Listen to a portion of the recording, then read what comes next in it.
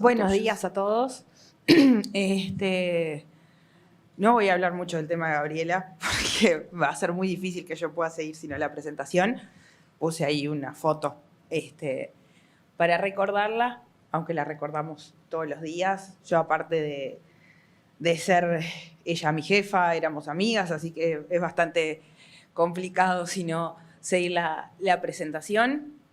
Venimos trabajando en el área hace bastante tiempo y junto con Bernardo, Claudio, venimos trabajando en la cuenca del Arroyo del Tala hace, como comentaba recién Luis, desde el año 2006, 2007.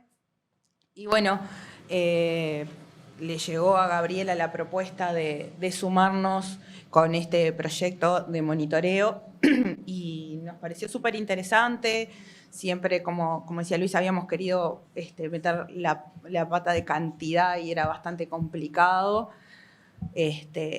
La parte, a nosotros al principio fue bastante complicado también, ella como bióloga, yo como del área bioquímica, poder entender los pormenores de los agrónomos. Entonces, con ayuda de Claudio, con ayuda de Bernardo, fuimos metiéndonos un poco y aprendiendo un poco. Y bueno, nos faltaba la parte de los ingenieros y nos faltaba la parte de los economistas, y creo que en este proyecto se cerró bastante y estuvo muy interesante. Creo que, al menos desde mi punto de vista, todos aprendimos un poco de distintas cosas que estuvieron muy interesantes.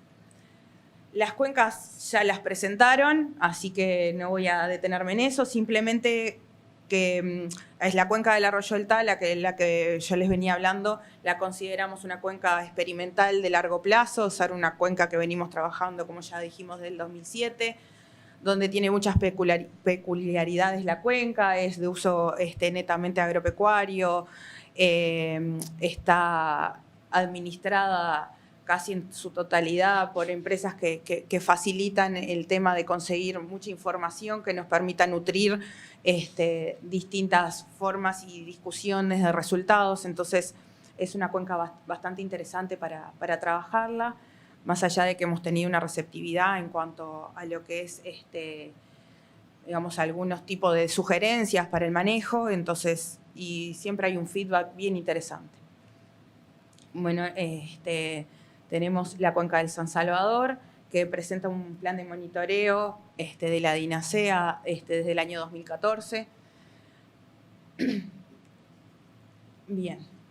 Entonces, yendo directamente para cortar los tiempos al proyecto, el objetivo, como contó recién Luis, era un poco elaborar y validar un sistema de monitoreo. Para ello nos planteamos distintos objetivos específicos. La idea de la presentación, les voy a mostrar algunos resultados relacionándolos directamente con estos objetivos. Parece que iba a ser la forma más fácil, tal vez por venir un poco de la academia, me resulta más fácil mostrar los resultados de esa manera. Entonces, el primer objetivo específico, que era sistematizar y evaluar la cantidad y calidad de la información disponible. Como yo le decía, estamos hablando de dos cuencas bien diferentes. Una de las cuencas donde tenemos mucha información desde el año 2007, una cuenca donde carecemos de mayor cantidad de información, si bien hay información de monitoreos, lo que respecta a calidad de agua, básicamente, desde el año 2014 por el plan que lleva la DINASEA. Entonces, la idea era, bueno, juntar toda la información que existiera, hacer una suerte de sistematización de esa información, de calidad, de cantidad, de variables meteorológicas, variables hidrológicas, porque nuestro objetivo en el proyecto era, en parte, o gran parte de nuestro objetivo, era nutrir, ¿sí?, al modelo. Entonces, nosotros necesitábamos, en primer lugar, saber, ¿sí?, cómo necesitaba esa información el modelo. Entonces, tuvimos varias charlas donde nos decían, bueno, el modelo necesita la información de tal manera, con los parámetros expresados en determinadas concentraciones. Bueno, entonces, lo que nosotros hicimos en una primera instancia es toda la información existente, tratar de sistematizarla para poder ser entregada al agente de modelo, y hoy por hoy está la gran parte de esa información que sistematizamos en un repositorio que después va a quedar bien. Entonces, en lo que refiere a calidad de agua, nosotros en el arroyo del Tala hicimos una sistematización de todas las variables que fuimos midiendo a lo largo de los años y en los distintos puntos de muestreo que vinimos trabajando a lo largo de los años. La tabla simplemente que está allí muestra la cantidad de variables o la cantidad de datos que teníamos para cada una de esas variables, los distintos lugares de muestreo dentro de la cuenca del arroyo del Tala. ¿Sí? A lo que refiere a la cuenca del San Salvador, el mapa que ustedes ven ahí me faltó una cosa importante decir. Dado que el modelo necesitaba nutrirse de datos históricos y no solo los pocos datos que nosotros pudiéramos recabar en el transcurso del periodo del proyecto, bueno, hicimos referencia a ese plan de monitoreo que se ejecuta desde el año 2014 por la DINAMA, bueno, la DINASEA ahora, y lo que nosotros resolvimos fue, después de reuniones con los encargados de ese plan de monitoreo, después de reuniones, mantener, digamos, esos mismos puntos donde ellos hacían muestreos sistemáticos cada 3 meses, nosotros mantener esos mismos puntos. De esa forma lo que lográbamos era sumar datos y no duplicar datos en otros sitios que íbamos a quedar con datos diferentes, ¿sí? Entonces, la idea fue un poco eso. En cuanto a la cuenca entonces de San Salvador, ese mapa que ustedes ven ahí es el mapa proporcionado justamente por la DINASEA, donde están establecidos los puntos de muestreo que ellos tienen en el plan. Son un total de 11 puntos, ¿sí? De los cuales tenemos puntos ubicados en el curso principal de San Salvador y cursos en los principales tributarios. Bien, en cuanto a calidad de agua, bueno, esta parte fue guiada más que nada por la gente de ingeniería y participaron también investigadores del CENUR, donde lo que se hizo fue, las dos cuencas tenían escasa información en cuanto a lo que era calidad de agua. En el caso de la cuenca del arroyo del Tala se adquirió una sonda para el registro de niveles y si estuvieron haciendo aforos, hubo en algún momento que esa sonda estuvo dando algunos problemas y bueno, ahí el CENUR estuvo aportando también para solucionar, para obtener estos datos de caudal. En cuanto al San Salvador, lo que existía era una estación en Paso Ramos, que tenía una serie de registros desde el año 87 y a su vez una curva de nivel de caudal, ¿sí? Y se hicieron aparte unos monitoreos, bueno, en el marco del proyecto para evaluar los datos que se obtenían. Bueno, y lo que se hizo más allá de hacer esta sistematización que yo les decía, de juntar toda la información, era validar un poco también la información que se daba, si esos datos tenían una coherencia, una concordancia, y se hizo una serie de análisis de validación para esa información y buscando la faltante de datos. En cuanto a lo que es usos y calidad de suelo, lo que refiere a la sistematización, nuevamente en la cuenca del arroyo del Tala tenemos bastante información de bastantes años, tenemos datos de calidad, datos de usos, cómo se usa la tierra en las distintas zafras, datos de aplicación de fertilizantes y fitosanitarios en relación a lo que son fechas, ingredientes activos, dosis aplicadas, ¿sí? Con una unidad de análisis temporal de zafra, a nivel de zafra, y una análisis y una unidad espacial a nivel de chacra o corte. ¿Sí? El corte es una unidad de manejo que se utiliza relacionada al riego en la cuenca. Entonces, esa información la fuimos sistematizando. Lo que ven aquí en las tablas son un poco los datos que teníamos en base de calidad de suelo. Después tenemos lo que yo les comentaba, separado según los cortes, cómo era la distribución desde la zafra 2008-2009 hasta la fecha de las distintas usos del suelo. Luego tenemos lo que es la aplicación de fertilizantes y fitosanitarios, que acá lo que hicimos nosotros básicamente fue hacer una sistematización pensada en aplicación de fertilizantes fosfatados y nitrogenados, y en el caso de fosfatados lo que se hizo a nivel buscando en lo que tenía que ver con las etiquetas de los distintos productos, cuánto era el fósforo disponible de esos fertilizantes, y se expresó en cargas o en kilogramos aplicados.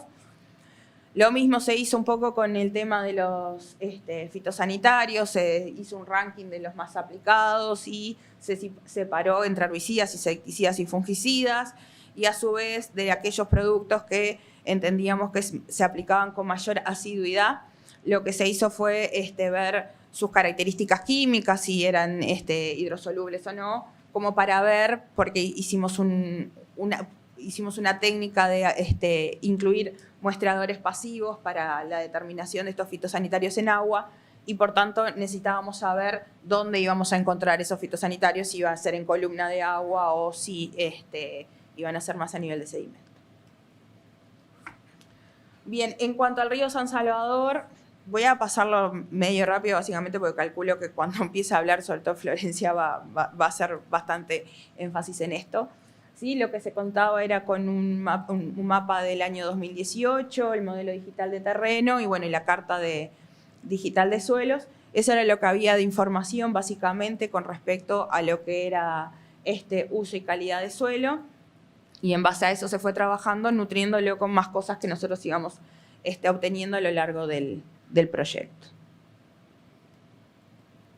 Bien, en cuanto a variables hidrológicas y meteorológicas que se fueron sistematizando, en primera instancia lo que se hizo fue buscar cuáles eran aquellas estaciones cercanas a las cuencas de trabajo y hacer una relación de cómo estaba presentada esa información, cuántos datos se disponían, y en función de eso se hicieron también unos análisis de esa relación que había, si esos datos estaban realmente en el formato o en la forma que necesitaba el modelo para nutrirse.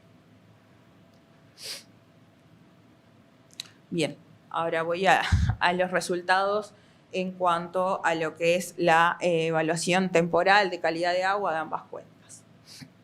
¿Sí? O sea, una vez que nosotros sistematizamos toda la información que generamos a partir de ahora fue completada en esas bases de datos que van a estar en ese repositorio que yo les mencionaba, y aparte fue generada de manera de que fuera fácilmente trasladable al proyecto modelo. Bien, lo que nosotros hicimos fue unos muestreos, tanto en el San Salvador como en el Arroyo del Tala, en el cual se hicieron mediciones in situ con sonda paramétricas de esos parámetros, conductividad, pH, temperatura y oxígeno disuelto, y una colecta de muestras para hacer en laboratorio sólidos totales en suspensión, fósforo total, demanda bioquímica de oxígeno, coliformes fecales, nitratos y clorofila. Esos fueron los parámetros que se incorporaron en el monitoreo.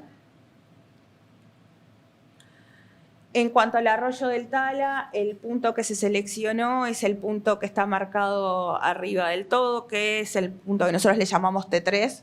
No sé si esto tiene... No, punto. Bueno, ahora sería cuestión que yo lo encuentre. Ahí. Ese es el punto T3, donde nosotros hacemos que es el punto que resume la actividad productiva mayoritaria de la cuenca.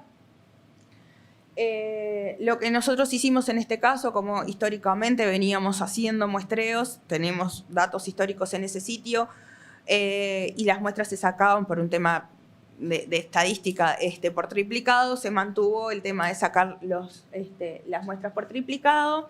Los momentos de muestreo, como se tratan de cultivos mayoritariamente de verano, se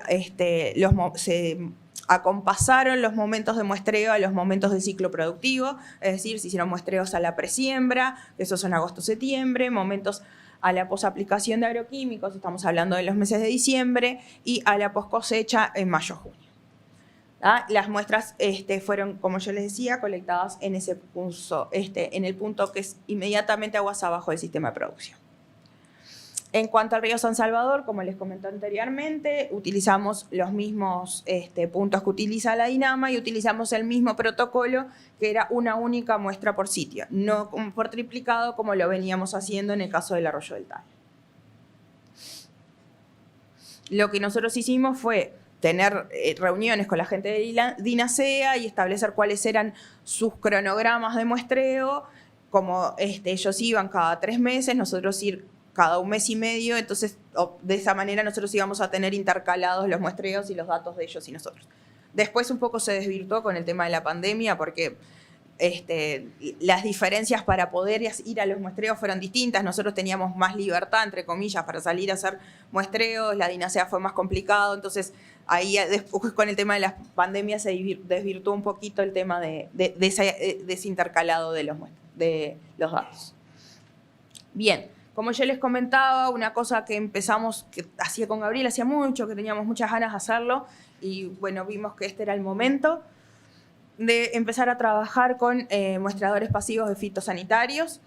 A diferencia de lo que es una muestra puntual, que se va del campo, se saca y se procesa, estos muestreadores se colocan en campo, se dejan establecidos una cantidad de tiempo, que en general rondan los 2-3 meses, y conociendo el caudal, conociendo ese tiempo que uno los dejó dispuestos en campo, lo que hace es, cuando extrae ese material del campo, se procesa y en realidad da una información integrada de las concentraciones de los compuestos en el tiempo y relacionado al caudal.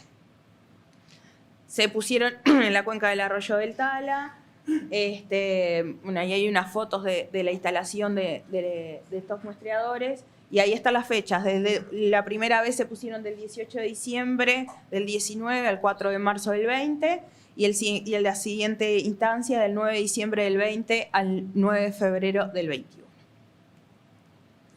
Bien, en función de esa sistematización de la información que teníamos de qué compuestos se aplicaban y cuáles eran los más aplicados, hicimos una lista de compuestos que fueron remitidos al laboratorio para ver si ellos podían hacernos esos análisis.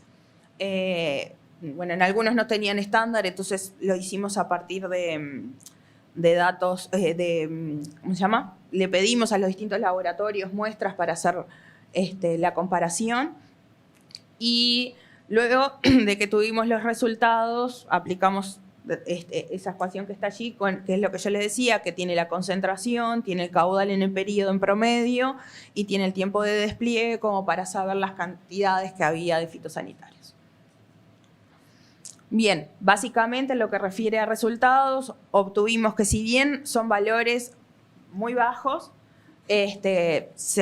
sí se encontraron fitosanitarios con este método, que muchas veces con otros métodos lo que da es que no detectable o por debajo del límite de cuantificación. En este caso sí hubo cuantificación a través de este método, y en realidad lo que más se encuentra es hipermetrina en los dos momentos de muestreo, tanto en el primer muestreo como en el segundo muestreo. Lo que vale aclarar, si ustedes ven en el eje, que los valores de esa concentración son muy bajos. Lo que permite esta técnica sí es, digamos, detectar los compuestos, pero los niveles de concentración, y una vez que uno hace esa comparación con los caudales y con el tiempo, realmente las concentraciones eran bajas, pero sí por lo menos llegamos a esa detección que muchas veces nos pasaba en otros momentos haciendo muestreos puntuales, que simplemente la información que nos daba el laboratorio era no detectable o no cuantificable. Bien, luego un tercer objetivo específico era, bueno, una vez que tenemos los datos de los muestreos, cómo hacer una evaluación de esa variación temporal. Para eso, en primer lugar, lo que presentamos acá fueron los mapas que se construyeron de usos del suelo, que se construyeron para ambas cuencas, tanto la cuenca del Tala. En el caso de la cuenca del Tala, les vuelvo a repetir, son cuencas de uso verano. Para la cuenca de San Salvador es verano e invierno, entonces se consideró sí la necesidad de hacer 2 mapas, uno para cada una de las temporadas. Después, en el caso de muestreo de suelos, se hicieron en ambas cuencas, en la cuenca del arroyo del Tala, se hicieron en agosto, octubre, diciembre del 19, abril, octubre y diciembre del 20 y junio del 21. Esas son las fechas de monitoreo que se suman entonces a los resultados obtenidos o al repositorio que nosotros teníamos de datos de calidad de suelos. Bueno, acá hay datos de lo que se fue obteniendo. Después tenemos, lo mismo ocurrió con el San Salvador, que se consideraron previamente zona de cabecera, medio y fin de cuenca, y ahí fueron escogidos esos lugares para hacer los muestreos. Bueno.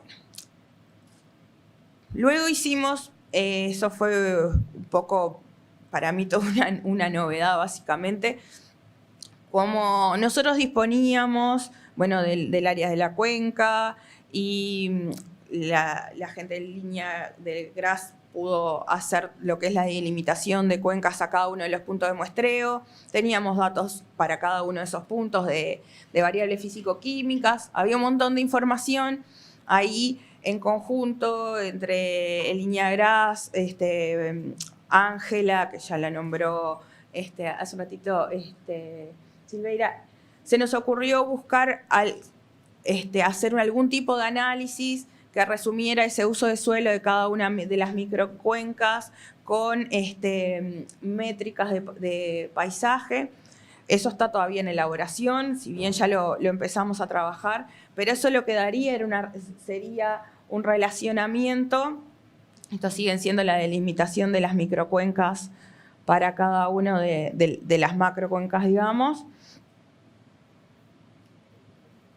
Lo que se resolvió hacer era entonces un análisis de relación entre el uso del suelo y calidad de agua. Son a nivel de relaciones y corridas de programas y modelos, ¿sí? Con los datos físico-químicos de variables de nitrato, fósforo total y sólidos totales en suspensión. ¿Sí? Lo que se obtuvieron fueron, para esas descripción de esas clases de uso del suelo, como ser la parte agrícola, forestación. Si no me acuerdo mal, Adrián, los recursos forrajeros y zonas riparias es solo para el San Salvador, y el que es recursos forrajeros, eso solo se da esa clase solo en el Tala. ¿Sí? Y después los indicadores, las métricas elegidas para hacer esa correlación fueron las que se ven en la tabla de ahí. Eso ya les digo, está todavía terminando de procesar esta relación, pero la idea, bueno, justamente es ver cómo esta interacción entre los usos del suelo con estas métricas de saber la diversidad de los parches, el tamaño de los parches, ¿sí? Cómo se relacionan con aumentos, disminuciones de las distintas variables de calidad de agua. Bien, y para terminar, el otro objetivo era proponer un set de indicadores de sostenibilidad de sistemas agrícolas intensivos.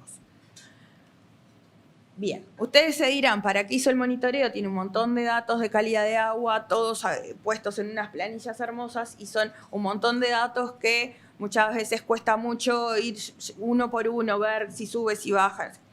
Lo que nosotros desarrollamos con Gabriela ya en el 2018 fue un índice de calidad de agua aplicado netamente a cuencas de uso agropecuario. ¿Sí? Está basado en índices de calidad de agua, pero nosotros lo hicimos netamente para cuencas de uso agropecuario.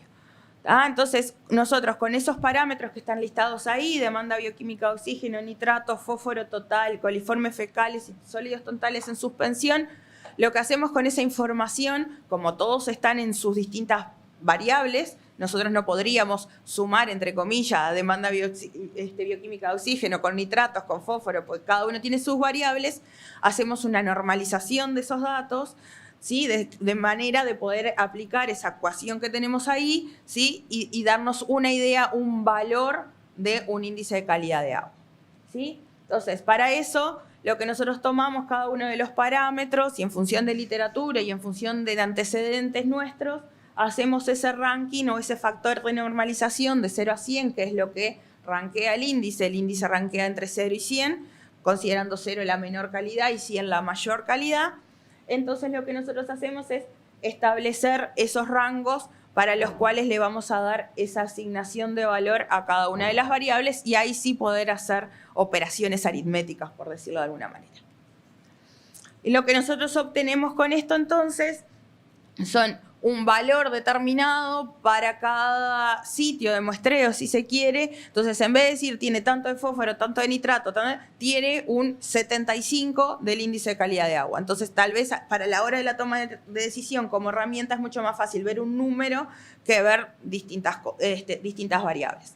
¿Sí? Lo que nosotros vemos en la cuenca del Tala es que de la presiembra a la post cosecha disminuye ese índice de calidad de agua, siempre se mantiene por encima del valor 50 y el valor 50 es el que está establecido en función del decreto 253. Es decir, cuando nosotros, el factor de normalización 50, todos los parámetros o todas las variables que están consideradas en ese factor 50 están consideradas al límite de la normativa.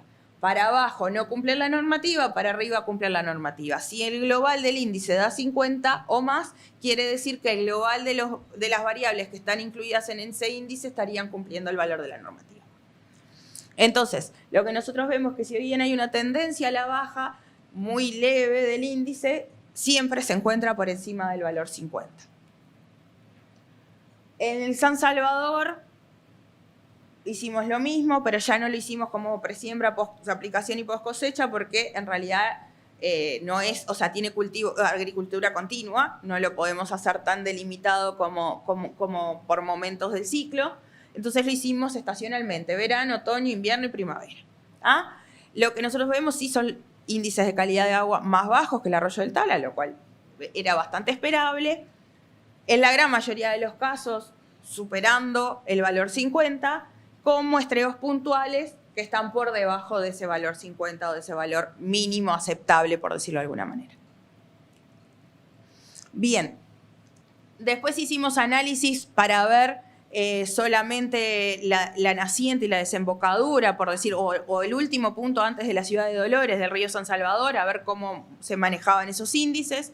Lo que vimos es que lo que era esperable, el sitio más cercano a Dolores tiene valores del índice de calidad de agua más bajos que la naciente, eso en general era lo esperable, ¿sí? Pero con tendencias, una como a estabilizarse y una como al aumento, ¿sí? O sea, en realidad este sitio sobre Dolores tiene cierta tendencia al aumento en esa calidad.